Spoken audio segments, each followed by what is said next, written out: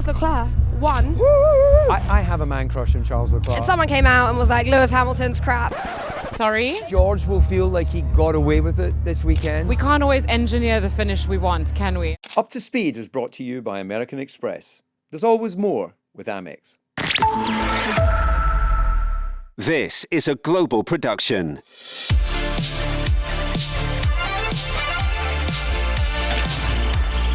Up to Speed. It's David. It's Jolie. It's Naomi. Welcome to Up to Speed. Well, live audience over here. We are in the BRDC campsite. David has... Oh, David. I'm calling you David now because I thought that was my name a second ago. She looks like she was a Sorry. fun time. We're here in the BRDC campsite, and DC has very kindly hosted us for this episode. We are fresh off the back of the British Grand Prix, and we're going to debrief all of that for you guys right now in this incredibly wonderful environment. Yeah, we're at the BRDC campsite. The BRDC, the British Racing Drivers Club, are the owners of Silverstone, and the Silverstone management team do a brilliant job of putting on this festival of motorsport. Now, you've been around the world. That sounds maybe a bit it doesn't sound great. Sounds you've great. Been We're well-travelled. You're well-travelled. well-travelled. You've been to many different sports events. Yeah. But we've got to say, over 500,000 people here at Silverstone. I've been camping in the Love Bus all weekend. Been a wonderful time. And we've got the BRDC campsite there with the farm. Are you got doing the an music. advertisement here for... No, I'm just setting the scene for our audience that anyone who's never been to Silverstone, you have to do it once. But what we're going to do is get into talking about the Grand Prix. So you've come with fresh before eyes. We start, I have to say, it's very nice to all be back together. I mean, we're missing Will, but it feels just very happy, doesn't it? I know, and in a new environment. We did say we were going to take this podcast on tour. I think this is kind of the beginning of that. And DC, you are absolutely right. I mean, every year we come back to Silverstone, you think it can't get better, and it does. I mean, you come into this place, it's filled with fans, lots of great energy. As you said, over 500,000 people, and I truly feel like if Formula One had a spiritual home, it would be here. And the weather, we were so lucky. It wasn't too boiling. Last year, I got so drenched. And it feels like vibes all round, 10 out of 10. Yeah, we've done very well. And now, have you been sucking a blue sweetie? I was going to say, you've got a blue Your tongue is really My tongue's blue. still blue. I mean, this is just telling you, if you don't watch our podcast on YouTube, you should go and look at it. I can't believe my tongue's still blue. I had like a bonbon about an hour ago. But Bonbon. From the bonbon to about an hour ago, Charles Leclerc won the British Grand Prix. Should have been a red bonbon, that. It should have been a red bonbon. But I feel like we've got to give him the credit he deserves. I feel like, he's had a tough few races. Obviously, what happened in Monaco. It's good to see him back. And I feel like we can dive into what happened at the end of the race a little bit later on. But I think he deserves credit, right? Go ahead. Shall we start at the beginning? Well, go ahead. Brilliant start. Great place to start, the beginning. The beginning. Brilliant start. What we saw, Charles owned it from the beginning. Kimi had to fight back. Lewis, off the back of an amazing pole on Friday, didn't quite manage to convert on the Saturday. But as a Grand Prix, I've got to say Ferrari have performed. They have turned up. And that gives us a lot of hope going forward. But for Kimi Antonelli, reliability Heartbreak. once again. So where are we going to start going through the winners and losers? I think winners and losers. Well, clearly the winner, Charles Leclerc. Yeah. As you guys rightfully pointed out, yes, he maybe did have a little bit of a helping hand at the end there with the safety car staying out right till the end.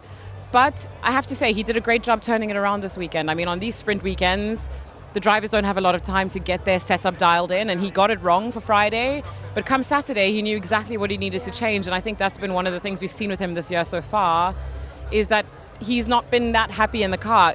It hasn't been all bad, because even though he put it in the wall in Monaco twice, before that, throughout all the free practices, he was quick. So he hasn't been lacking pace all year long. It's not that that's the issue, but came right today, didn't it? And I think it was good to see Ferrari take their learnings from the sprint on Saturday and then on, really perform on Sunday. I mean, I feel like we have to touch on Lewis's pit under the safety car at the end. I mean, like, in my head, I'm like, what's going through Ferrari's mind? You guys might be able to offer more of an insight, but they were obviously assuming George was going to pit and then that he would need to defend, but I think they thought the race was going to restart. but it felt... In which case he would have been really in a good place, because the two in front of him would have had older tyres, and yes, it would have been a one-lap shootout, but a little bit of PTSD from Abu Dhabi there maybe. Don't make that mistake twice, you know? But, also, yes, there's two in front of him, and obviously, he wants to beat Charles, but they're thinking kind of more of us as a team.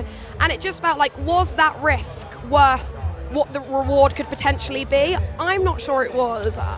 I don't know. DC, I don't know what you think, but Lewis has raced here 19 times. He's won it 9 times. And I think even though they played the team game to start with, they were going to do whatever they could to make sure they could get the advantage to the Mercedes. But at the end of the race there, I think Lewis was just focusing 100% on the victory. And that's what he wanted in front of his home crowd. A 10th Grand Prix victory around here would have been amazing for Lewis. Yeah, look, it would have been incredible. But what I also find incredible about Lewis, you see how sort of happy he was for Charles, for Ferrari. Yeah. He wasn't there going, blah, blah, blah. It's a little bit like when he lost the World Championship to Max in Abu Dhabi 21. Thought about it, walked up, shook his hand. He's very good. He's very gracious. Yeah, that was the word I couldn't find. Thank you. I got you. Thank you, Blue Tongue. You found it for us, and that's beautiful. Has it gone yet? It has. Oh, hey, God, my God. People on YouTube have just gone crazy again. So, I think there's a lot of really great things to come out of this weekend. The negative, of course, is that Kimi did nothing wrong, had that reliability issue. Mercedes must be worried that even though it wasn't an engine-related issue, they're quick but they're vulnerable. Well, I want to touch on Kimi. He's still leading the championship. Is he still your favourite? He's always. He's going to be her favourite till he wins this championship. Which he will do. And she won't let us forget it. Yeah, exactly that. I called it from day dot. He's still 25 points clear. What I love to see today is even after the team came on and they said, retire the car, he was like, no, I can keep going, I can keep driving, and I love that. I mean, from any athlete, they're competing at the highest level. And when I think of Kimi and his determination and the way he drives and his just attitude, I kind of see a big similarity to Max. There is, he is here to race. They all are, but you know what I'm trying to say here. And he's feisty. He's feisty, and I love to see that. We see sweet, innocent, wonderful Kimi, and I still think he's all of that, by the way. But today, I love to see a slightly different side to him. Yeah. And I was gutted for him. There's no hiding. Kimi is my favourite. I am rooting for him. But this is now where he's got to keep his head up. It's where he's got to think, I'm still leading this by 25 points. Mindset is everything in any sport, in any walk of life. So I'm just like, Kimi, if you're listening to this, don't give up. Yeah, no, and you're 100% right. I think we saw the beginning of that in Canada when he was coming back on the radio and really isn't going to let any little thing go, which is the attitude you need if you want to win this championship.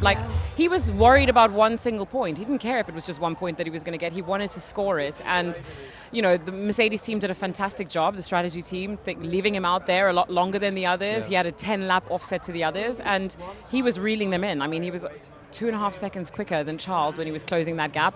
And then that very unfortunate, what was it, the interior wheel? Front right. Arch? What is it? What is it? It was like a wheel shield. Wheel shield, that's the one. Which is basically an aero part, just to stop the wind passing in through the wheel.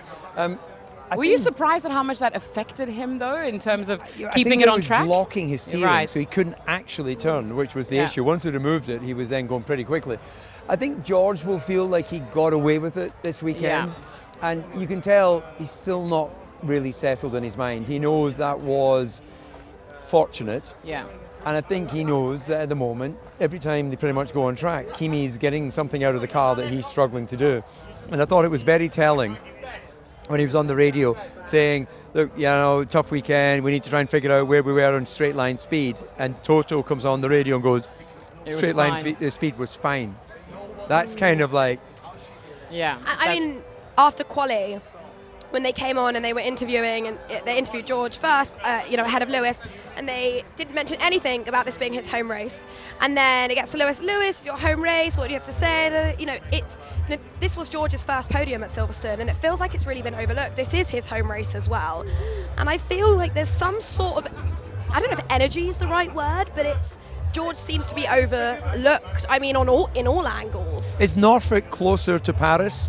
Possibly. I don't know, maybe I'm trying to think why they might not think it's his home race. It's interesting when you go into the fan zones. I'm sure you've seen that when you mention the drivers' names. Lewis, of course, gets the biggest cheer because he's a living legend of the sport. Yeah, absolutely. And anyone who's here has heard of Lewis Hamilton. And it feels that, Lando got that World Championship last year. George, he's got 7 victories.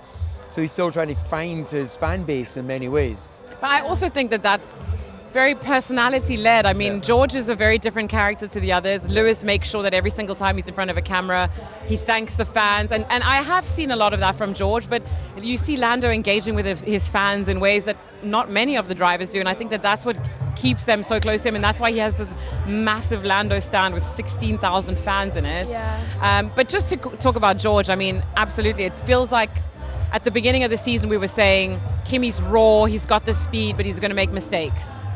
Starting to look a little bit different. Well, yeah, I know. But it's starting to look very different to that. And I have to say, Kimi has really come onto form. If you think about where he was this time last year, completely different picture. He's a different driver. He's able to, make changes very quickly, adapt to any mistakes he's been making. And George, unfortunately, right now is just struggling with this new era of cars. I feel like he's just lacking that little bit of pace. But still did a wonderful job. I mean, what a roller coaster it was for that Mercedes pit wall. I mean, slow puncture, then everything that happened with Antonelli. Yeah. But George was able to He's been unlucky, hasn't he? Climb back. He scored some very important points today, George did. Yeah.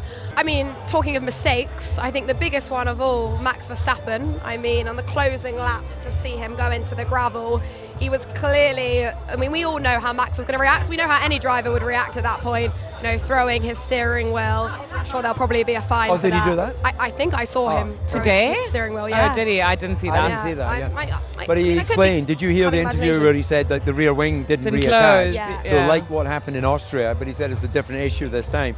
So clearly he's frustrated. He acknowledged that even though he was going for a podium, it was because of other people having issues. Look, he pushes himself hard, he pushes the team hard.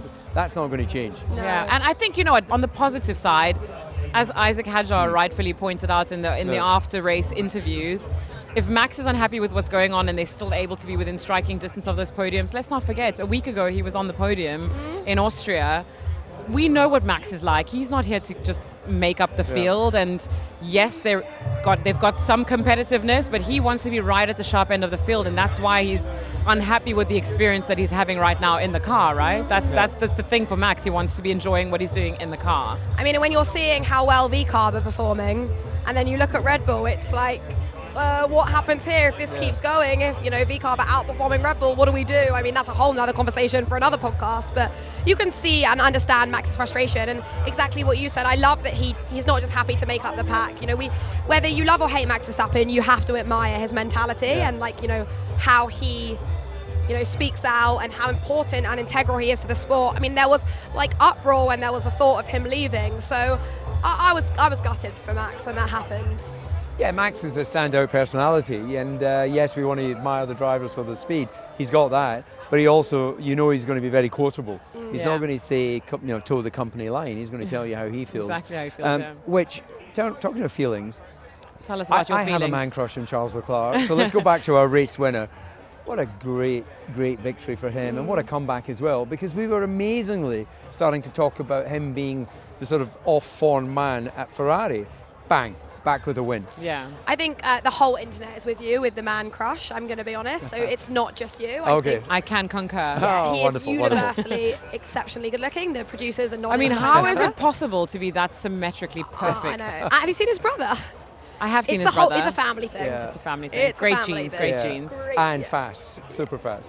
Well, look, I mean, yeah, absolutely. Great. And you know what? Even though we're saying that he did get a helping hand from the safety car, he did pull a very big gap to Lewis during that, first and even second stint. So there was something he managed to turn around. And I don't know, I think in this sport we have a very short-term memory and we forget very quickly what drivers have done. And Charles hasn't been slow this season. He's had a lot of bad luck, often caused by himself. He does toe that limit a lot. I mean, that's the way he goes racing. He's like raggedy. He wants to throw the car in, and often it does go wrong. But when it does go right, he's very quick, and it's not the case this season. We've seen him be quick this season so far. So I feel like I'm nodding along to you to the beat of the music. I definitely am.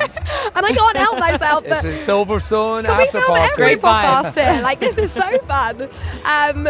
Good day for Alpine. Yeah, good day. good day for Alpine, but smashing day for the RBs. I mean, they closed the gap to Alpine to only 2 points. We expect RB now. The last few races, they've been getting both cars on the points. It must be because Lindblad was on up to speed with Will, but he's just performed so well. But I mean, what a great event for them, and particularly for Arvid Lindblad. I mean, he's only 18 years young. Yeah. Living out his childhood dream in Formula One and racing for the first time ever in Formula One in front of his home crowd and scoring points. I mean, he finished 7th today. It's a fantastic job from them. It's so good to see.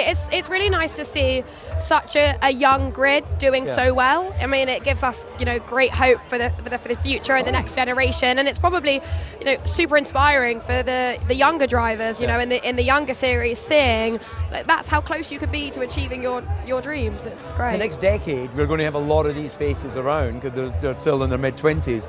Of course, eventually we're going to lose Lewis, we're going to lose Fernando because they're into their 40s. What a sad thought.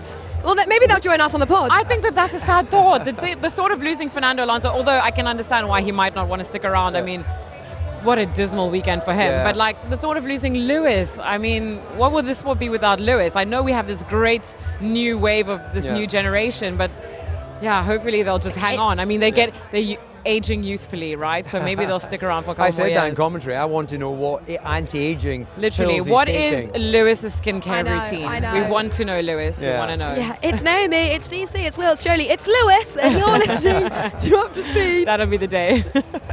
Okay, so putting Lewis's beautiful skincare aside, we talked about Charles turning it around, but let's focus a little bit on Lewis for a second, because Lewis this year is a very different man to what he was last year. I mean, what a turnaround for him as well. And, he obviously had the victory in Barcelona, and then he had the pole this weekend for the sprint shootout. And, I mean, he's obviously a much happier man there. It's taken him some time to embed in the culture, make some changes. He said that they've been listening to him. They changed his team, his race engineer, and it seems like it's paying off, right?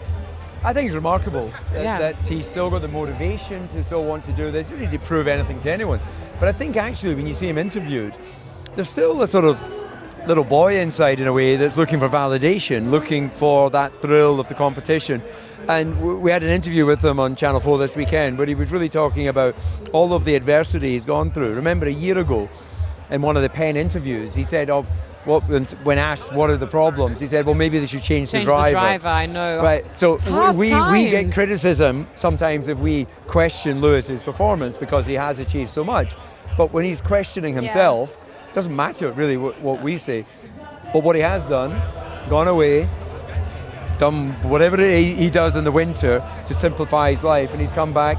And to be as quick as he is alongside Charles, who we know is a bit of a benchmark qualifier, it's really inspiring and lovely to see.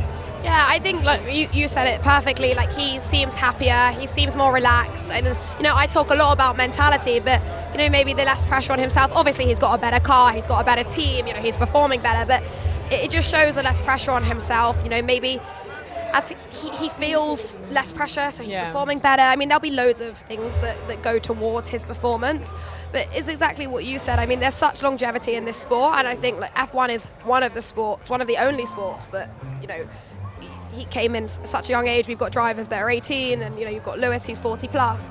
It's so good to see because it appeals to so many different age ranges. And earlier I went around with the Up to Speed social gang, and we were going up to fans asking them their most controversial opinion on F1. And someone came out and was like, Lewis Hamilton's crap. I mean, sorry? They loved Max. I assume we're taking it back to 2021.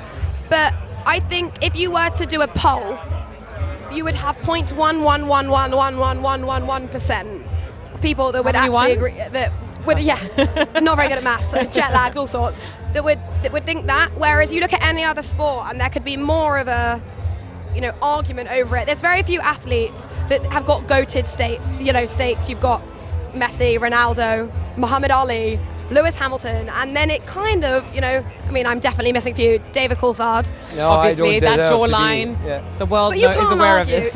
He is, the greatest ever in my opinion, and he's going to be very, very hard to beat. And I don't know where I was going on this long tangent, but... No, but look, it's not just your opinion. It's statistically, he is the greatest of all time, and let's not make any mistake about that. I mean, Lewis is the only household name in Formula One. Obviously, the sport is growing. We're starting to have more superstars. Max is very clearly one of those, but Lewis is the only household name and he transcends the sport. And besides all that, he's the 7-time world champion. Like, if the person who said that he's crap needs to have their brain checked. I mean, and besides the 0.11111%, like, come on, and obviously he's had a tough time. And I wonder if a lot of that has to do with this ground effect era of cars that we've left behind us. And maybe those cars didn't really suit his driving style very much. And it makes me think back to Daniel Ricciardo. There was such a mystery around what happened to Daniel Ricciardo. Like, he was a great driver and then all of a sudden he wasn't, but nobody just doesn't, like, sort of one day becomes not a good driver, and we're seeing it this year that there's a few drivers, George included, that maybe this new era of cars doesn't suit as much as the others did. So I wonder if that's playing into it as well. Well, look, it's definitely a possibility, but having driven through different eras, I went from active to passive, wide track to narrow, slick tires to groove. Yeah. The best rise above it, don't they? Yeah, I think so. I think maybe Lewis, it just took him a while to recover from 21, the disappointment of that. Fatigue. Like, nobody tours, not even the Rolling Stones tour every year. Who? The Rolling Stones. Neville. Too easy. Anyway, but these guys, he's been touring every year, so maybe he was just a bit fatigued. Anyway, he's not now, he's back, and we're set up for a really good battle between Ferrari, of course, and Mercedes. Mercedes has got to sort out the reliability. Ferrari just need an upgrade to bring them into that hunt. And then, of course, we know Red Bull, McLaren are going to do their thing as they try and come back from finishing their battle for their World Championship last year. Well, before we move on from Lewis, I feel like the ending of his race, I touched upon it earlier. Got hair in my mouth, there we go. Don't get that in the studio, a bit of Silverstone wind. But the safety car ending. There was a bit of disappointment in the stands. I was with the Mercedes guys at the time when it happened, and it was kind of like, oh really? This is how it's going to end? Everyone was expecting there to, the safety car to go in and to at least get a lap of racing. Ferrari were obviously expecting that with pitting Hamilton. Look, we're all here for entertainment. We're all here for good racing. I understand. Like, I can't imagine the pressure in that FIA room. They're thinking, God, we do not want a repeat of 2021, even though, the stakes weren't as high. But do you think we should have ended on that safety car? No, I prefer not. Yes, there's rules, regulations, but we're entertainment, and we should really try and keep that as a focal point. And of course there's a rule that states that you cannot now restart the race if the cars have only been released from the back of the field within a lap of the finish. But I think that process could be speeded up. I really do. Once the safety car's out, the cars are neutralised. Yes, the safety car has to pick up the leader, but once that's done, no one's overtaking. You're not allowed to overtake. So very quickly they can be doing that. So I think that we live and we learn. It was a bit disappointing not to finish a one-lap sprint. That would have been so much better than just sort of running it to the line. I don't think it would have changed the winner, but really? It might. No, I don't think so. He had fresh tyres on, but I think that George would have struggled to keep Lewis behind. Yeah, I mean, I agree with you. Look, it felt like a real anticlimax, shall I say, because the hopes, what we saw at the start of the sprint race, when those batteries are charged up, all these extra new modes that they have, like, things swap and change around a lot, so we were expecting a smasher of a last lap, but unfortunately that's not what we got. I totally agree with you. I think the issue is they don't allow those cars to, like, unlap themselves earlier. But they have to follow the regulations, and I know that, yes, we are entertainment, but remember that in the past, when we focused on entertainment, sometimes it felt like match fixing, not match fixing, game fixing, race fixing, whatever you want to call it. And I agree with you, though, that sometimes when you look at the track status today, at that point, when they got trigger happy, they said, safety car's coming in this lap, then they remembered, we have this regulation that says we can't do that, safety car stayed out. At that point, the track was clear. There was no reason from a safety perspective why those cars couldn't have gone racing. So maybe there is some tweaking to be done there, but we can't always engineer the finish we want, can we? Had that safety car come out earlier, always a fairy tale. It would have been a completely different scenario. So unfortunately, it's just the cards we got dealt today, wasn't it? Yeah. And just on that, as the Ferrari swooped around Kimi Antonelli, Lewis Hamilton, we found out, got a 5-second penalty for a jump start.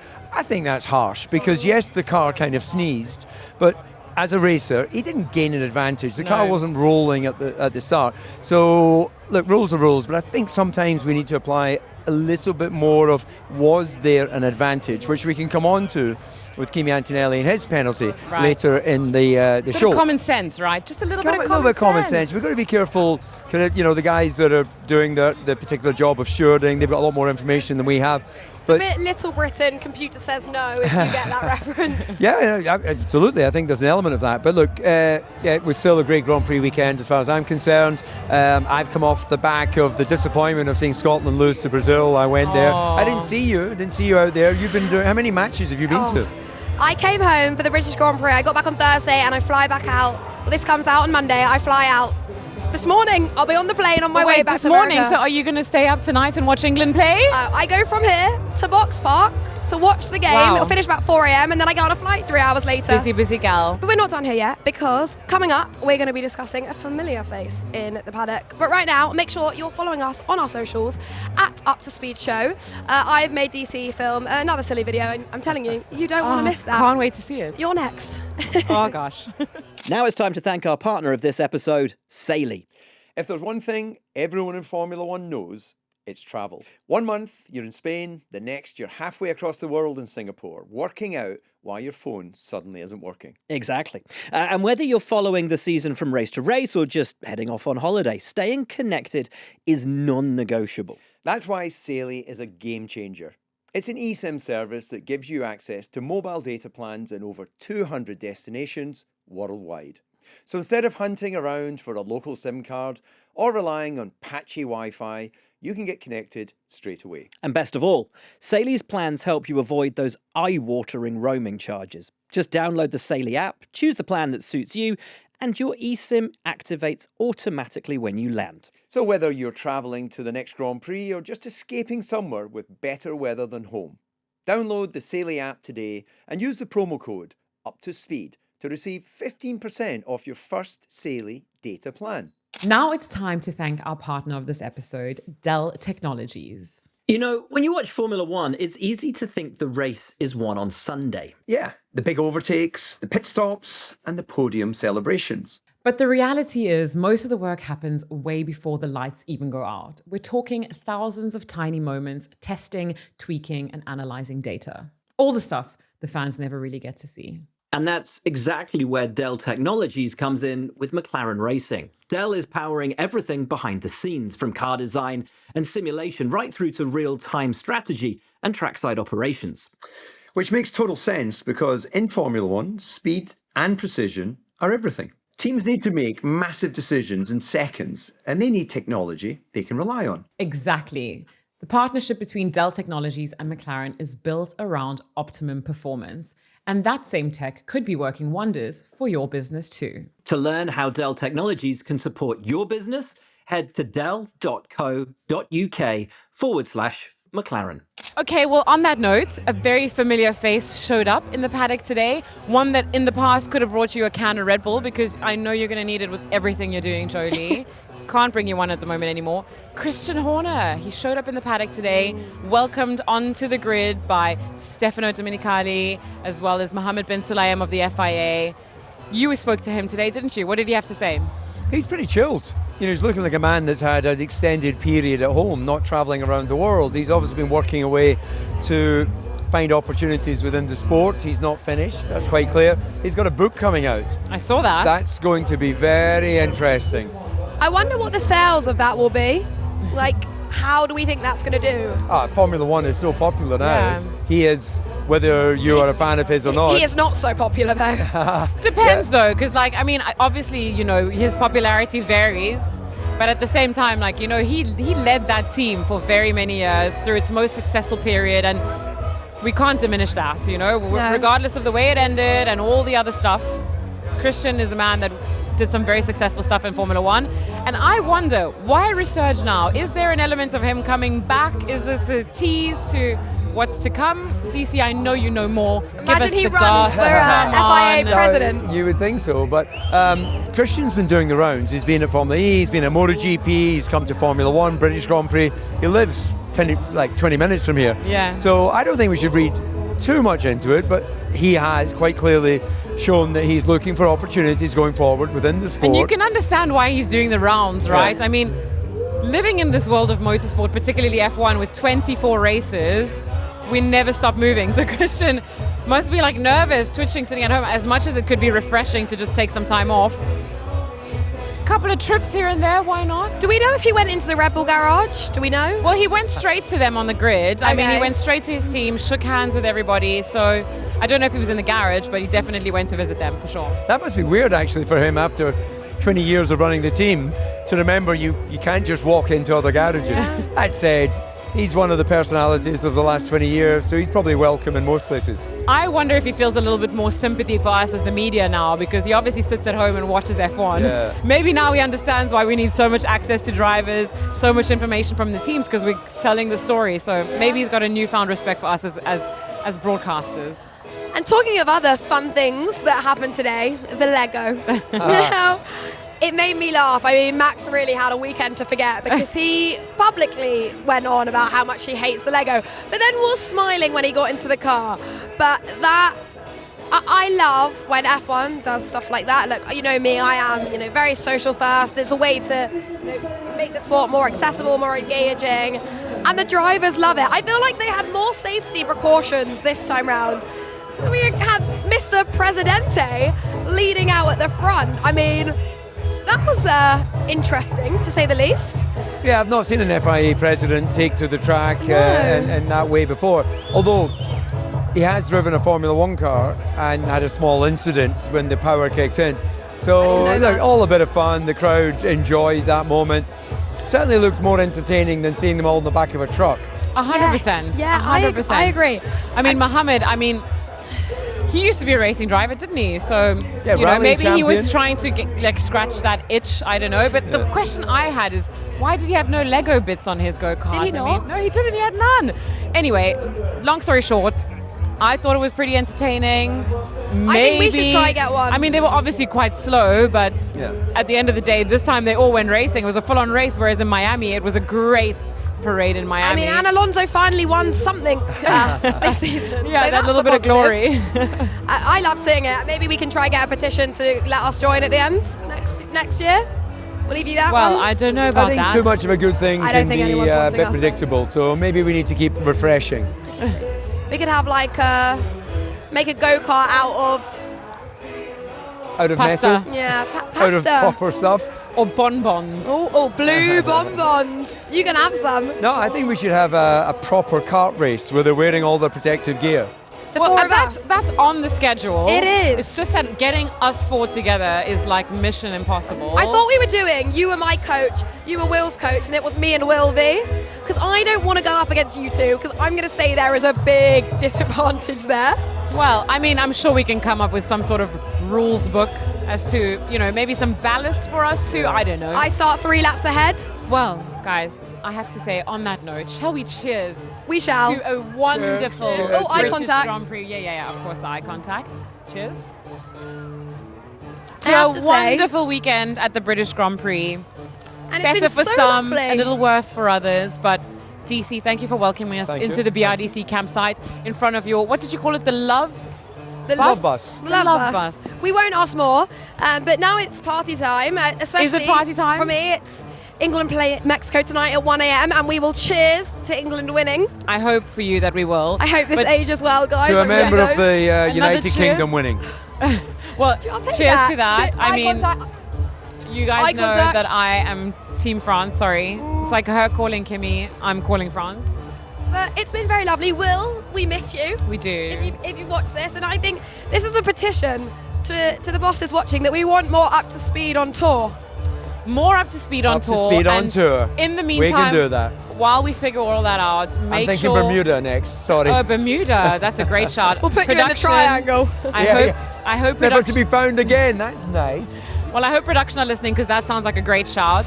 But in the meantime, while we figure out all of those logistics, make sure you all are following us on socials. It's at Up to Speed Show. And do not forget, we have episodes coming out every Monday and every Thursday, and we will be back with you on Thursday. So for now, bye-bye and see you Come then. on, England. Bye-bye. Up to Speed is brought to you by American Express. There's always more with Amex. This has been a global production.